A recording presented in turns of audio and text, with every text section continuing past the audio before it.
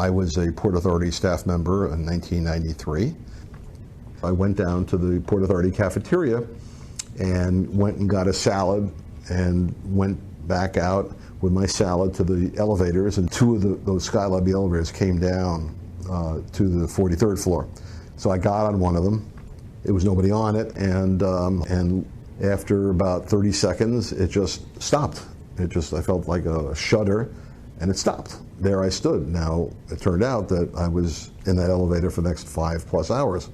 But at that point, it was just, okay, what's going on? I looked at my watch, and after a little bit, I thought, well, maybe this is a power failure. This is going to be for a while. Let me sit down and eat my salad.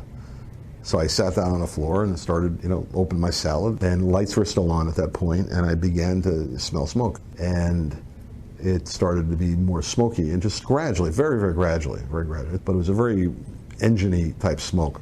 I took my handkerchief out and I started putting it over my nose, thinking that would filter the air, and that went on for a while, 10 minutes, maybe 15 minutes. And then I started sniffling, and I looked at the handkerchief, which is of course white, and now it was like sooty. And I said, whoa, this is not going in the right direction.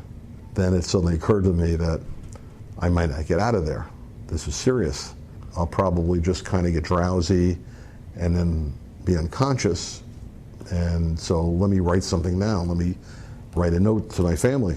So I looked for paper, and I had in my pocket a single piece of loose leaf paper. So I took it out and I wrote very methodically a letter to my family, thinking that they're going to be reading this, and I probably am not going to be there when they read this. So let me be careful what I say and how I say it. I signed it Dad, and they put parentheses Carl Selinger, and it had information. So when I'm found, I put it in my breast pocket very prominently. It turned out to be one of those once in a lifetime opportunities to say what you want to say in a certain way under circumstances, and so I don't regret any word I wrote.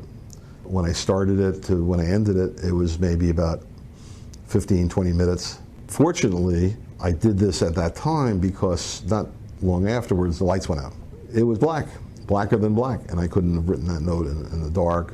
You could not see your hand in front of your face. It became apparent after an hour or so that I didn't feel the smoke anymore. So I said, well, okay, it's probably not going to die here, and we'll just have to wait. Then the lights went on after about 4 hours or so. They were on for the last hour, the lights. So I said, whoa, the lights come on, like, bang, right from pitch black to the lights are on. It was so quiet after people kind of had left that I was wondering if there was a nuclear attack.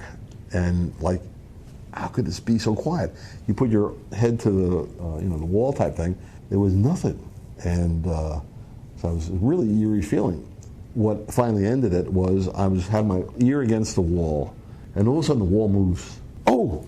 I pull in the cab up. I hear voices, so I yell, hello! I yell out, I'm here! And somebody says, hey, there's somebody in this one. So they lift me up, and I get there, and they pried open the doors, and there I was, like, hi. But I had never any fear about being in the Trade Center on any circumstances. I think the experience, the self-awareness stays with me. That's what I got out of it mostly. And so it was, at the time, it was a very disturbing incident, certainly. But to people like myself, I volunteered immediately to come help and supervise cleaners, the cleaning staff that came in, and did an extra shift for about a week or two.